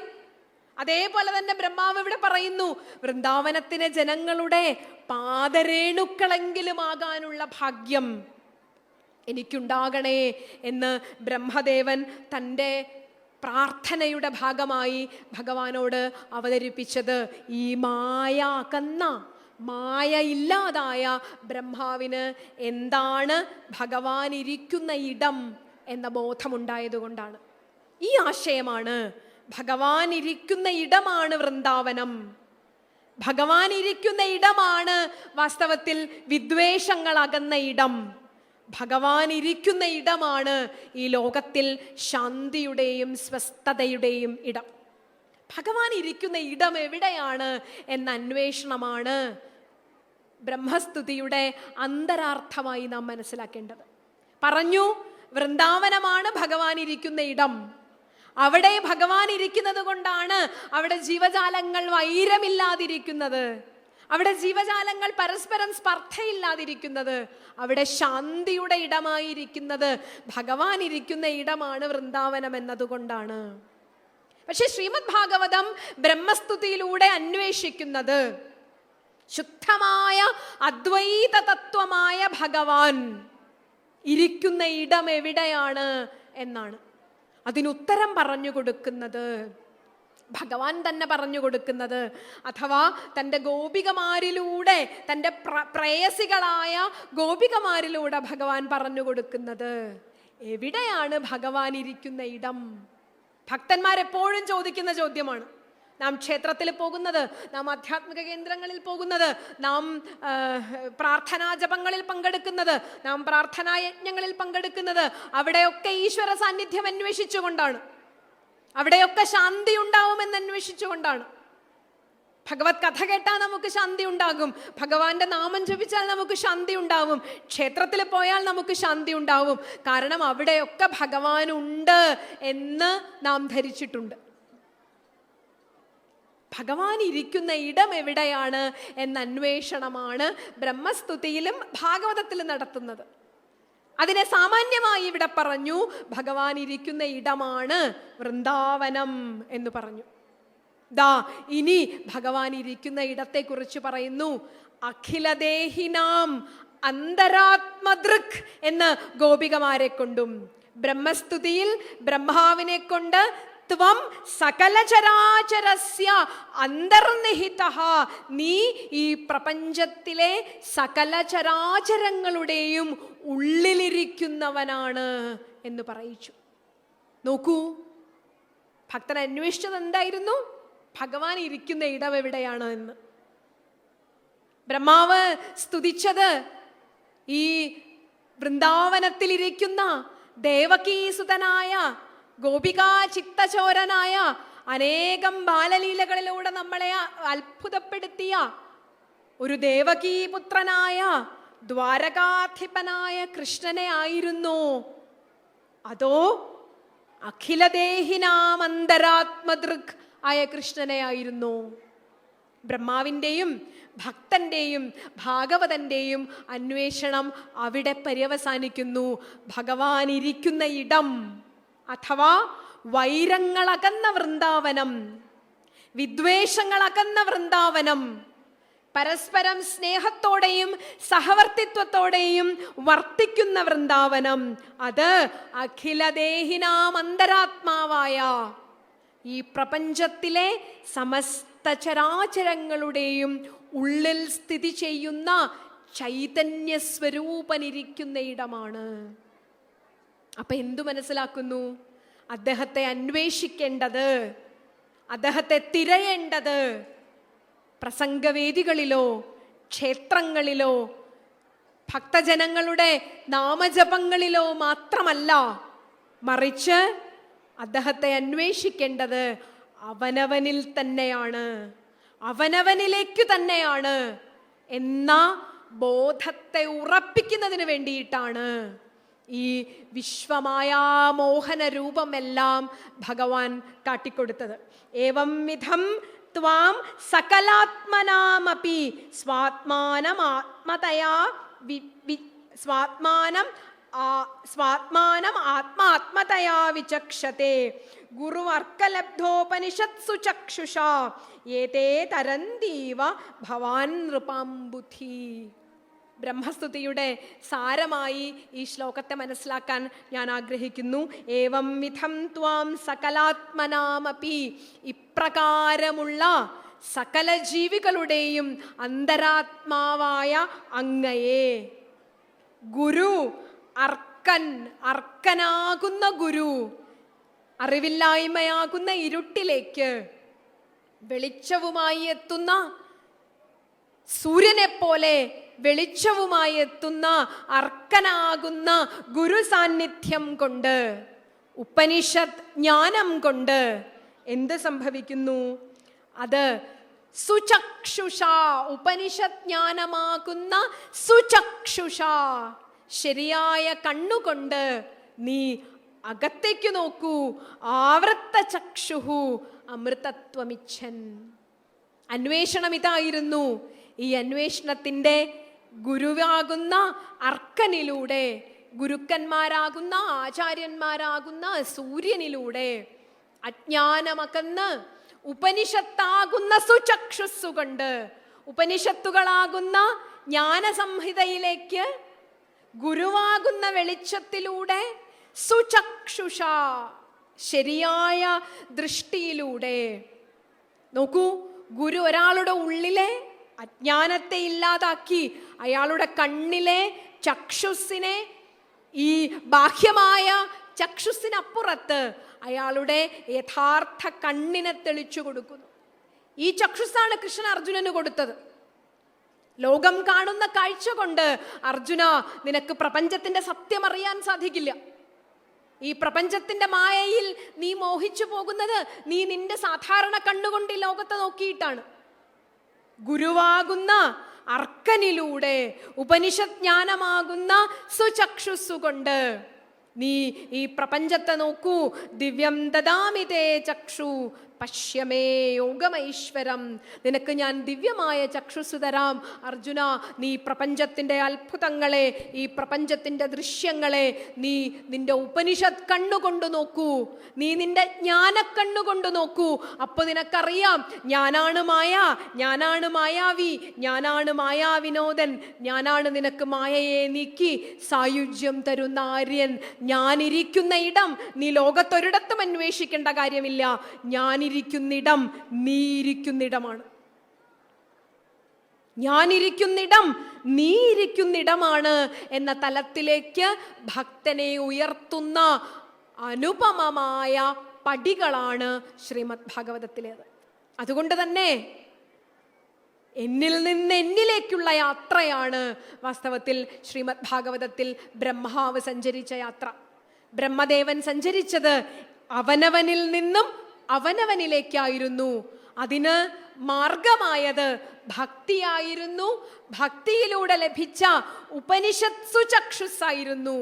ഉപനിഷത്ത് കണ്ണോടുകൂടി, ജ്ഞാനക്കണ്ണോടുകൂടി ഈ പ്രപഞ്ചത്തെ നോക്കിയപ്പോൾ ഈ പ്രപഞ്ചത്തിൻ്റെ ദിവ്യാത്ഭുതങ്ങൾ, ഈ പ്രപഞ്ചത്തിൽ ദിവ്യാത്ഭുതങ്ങൾ കാണിക്കുന്ന ആള്, ഈ പ്രപഞ്ചത്തിൽ അത്ഭുതങ്ങൾ കാണിച്ച് നമ്മെ മയക്കുന്ന ആള്, ഈ പ്രപഞ്ചത്തിലെ അത്ഭുതങ്ങളിൽ നിന്നും നമ്മെ പിൻവലിക്കുന്ന ആളെയും ശരിക്കും കാണാറായി. ഈ തത്വമാണ് വാസ്തവത്തിൽ ബ്രഹ്മോപദേശത്തിലൂടെ നമുക്ക് ലഭിക്കുന്നത്. ബ്രഹ്മാവിൻ്റെ മായ അസ്തമിച്ച കഥയും ബ്രഹ്മാവിന് ജ്ഞാനമുണ്ടായ അതിഭംഗിയായി ബ്രഹ്മാവ് ഭഗവാനെ സ്തുതിച്ച സ്തുതിഭാഗങ്ങളുമൊക്കെ ഇതിലെ രചനാഭാഗത്ത് ഭക്തന് ഏറെ ആനന്ദം തരുന്നുണ്ട്. പക്ഷേ ഭാഗവതത്തിലൂടെ മാനസികമായി സഞ്ചരിക്കുന്ന ഒരു പഠിതാവിന് ലഭിക്കുന്ന യഥാർത്ഥ ആനന്ദം എന്ന് പറയുന്നത് അദ്ദേഹത്തിന് ലഭിച്ച ഈ ഗുരുവാകുന്ന അർക്കനിലൂടെ ഉപനിഷത്താകുന്ന സുചക്ഷുസ്സുകൊണ്ട് അദ്ദേഹത്തിന് ഈ പ്രപഞ്ചത്തിലെ രഹസ്യങ്ങൾ കാണാറായി എന്നതാണ് ബ്രഹ്മോപദേശത്തിലൂടെ അദ്ദേഹത്തിന് ലഭിച്ച മാർഗം. എന്തായാലും ബ്രഹ്മോപദേശത്തിൻ്റെ സാരം മാത്രമേ ഇവിടെ അവതരിപ്പിക്കുന്നുള്ളൂ. അതിത്ര മാത്രമേ ഉണ്ടായിരുന്നുള്ളൂ. ഭക്തർ അന്വേഷിച്ചു നടന്ന ഭഗവത് സ്വരൂപം, ഭക്തർ അന്വേഷിച്ചു നടന്ന വൃന്ദാവനം, ഭക്തർ അന്വേഷിച്ചു നടന്ന ഭഗവാൻ ഇരിക്കുന്ന ഇടം, അത് അവനവനിൽ തന്നെയാണെന്നും അവനവനിലെ ഈ ഭഗവത് സാധ്യതയെ തിരിച്ചറിയുന്നതിന് വേണ്ടിയാണ് ശ്രവണവും മനനവും ഭക്തി പാരായണങ്ങളും നാമജപങ്ങളും ഒക്കെ പുറമെ എവിടെയോ ഇരിക്കുന്ന, നമുക്ക് കുറെ അനുഗ്രഹങ്ങൾ തരുന്ന, നാം കുറെ സ്തുതിച്ചാൽ നമുക്ക് അനുഗ്രഹങ്ങൾ പ്രദാനം ചെയ്യുന്ന, പുറമെ എവിടെയോ ഇരിക്കുന്ന ഒരു ഈശ്വരനെ അന്വേഷിക്കലല്ല, മറിച്ച് നാമജപത്താൽ, സഹസ്രനാമജപത്താൽ, ഭക്തിയാൽ നാം ആരാധിക്കുന്നത് അവനവനിലെ ഈശ്വര സാന്നിധ്യത്തെയാണ്. അതിന് ഉള്ള സുചക്ഷുസ്, അതിനുള്ള ദിവ്യചക്ഷുസ് നൽകണേ എന്ന പ്രാർത്ഥനയാണ് നമുക്ക് ഗുരുക്കന്മാരോടും ഋഷിപരമ്പരയോടും മായയെ നീക്കുന്ന പരമാത്മാവിനോടും അഭ്യർത്ഥിക്കുവാനുള്ളത്. ഒറ്റാശയം മാത്രമേ ഇവിടെ പ്രകടമാക്കിയുള്ളൂ. ആ ആശയത്തിൻ്റെ വിപുലീകരണമായിരുന്നു ബ്രഹ്മസ്തുതി മുഴുവനും ഉണ്ടായിരുന്നത്. അതുകൊണ്ട് തന്നെ ഈ ഉപനിഷത്ത് സുചക്ഷുസിലൂടെ, ജ്ഞാനമാകുന്ന സുചക്ഷുസിലൂടെ അജ്ഞാന അന്ധകാരത്തെ നീക്കുന്ന ഒരു ഗുരു സാന്നിധ്യത്തിനായി, അജ്ഞാന അന്ധകാരത്തെ നിൽക്കുന്ന ഒരു ഈശ്വര സാന്നിധ്യത്തിനായി, അങ്ങനെ അന്ധകാരം അകന്ന മനസ്സിൽ നിറയുന്ന ജ്ഞാനപ്രകാശത്തിനായുള്ള കാത്തിരിപ്പാണ്. എന്നിൽ നിന്നും എന്നിലേക്കുള്ള ദൂരം കുറയുന്നതിന് വേണ്ടിയിട്ടുള്ള കാത്തിരിപ്പാണ് ഭക്തനെ സംബന്ധിച്ചിടത്തോളം എല്ലാ സാധനകളും, എല്ലാ ജപങ്ങളും, എല്ലാ മനനങ്ങളും, എല്ലാ പഠനങ്ങളും. അതുകൊണ്ട് തന്നെ ശ്രീമദ് ഭാഗവത മനനം ആ ഒരു തലത്തിലേക്ക് നമ്മെ എത്തിക്കട്ടെ എന്ന് ആഗ്രഹിക്കുന്നു. ഏറ്റവും ധന്യമായ നൈമിഷാരണ്യവേദിയിൽ ബ്രഹ്മസ്തുതിയുടെ സാരമായ ഒരാശയം മാത്രമേ പറയുവാൻ ആഗ്രഹിച്ചുള്ളൂ. ആചാര്യന്മാരുടെയും ഭക്ത മനസ്സുകളുടെയും മുന്നിൽ ഈ ഒരാശയം മാത്രം മനനത്തിനായി സമർപ്പിച്ചുകൊണ്ട് ഒറ്റ വാക്ക്, ഒറ്റ ചിന്ത മാത്രം മനനത്തിനായി പങ്കുവയ്ക്കുന്നു. ഉപനിഷത്ത് സുചക്ഷുസ്സുകൊണ്ട് ജ്ഞാനമാകുന്ന സൂര്യനെ ജ്വലിപ്പിക്കുന്നതിനുള്ള അനുഗ്രഹം ഗുരുക്കന്മാരുടെ കാരുണ്യത്തോടെ ഉണ്ടാകണേ എന്ന് മാത്രം പ്രാർത്ഥിച്ചുകൊണ്ട് വാക്കുകൾ ഗുരുപരമ്പരയ്ക്ക് മുന്നിൽ സമർപ്പിക്കുന്നു. നമസ്കാരം.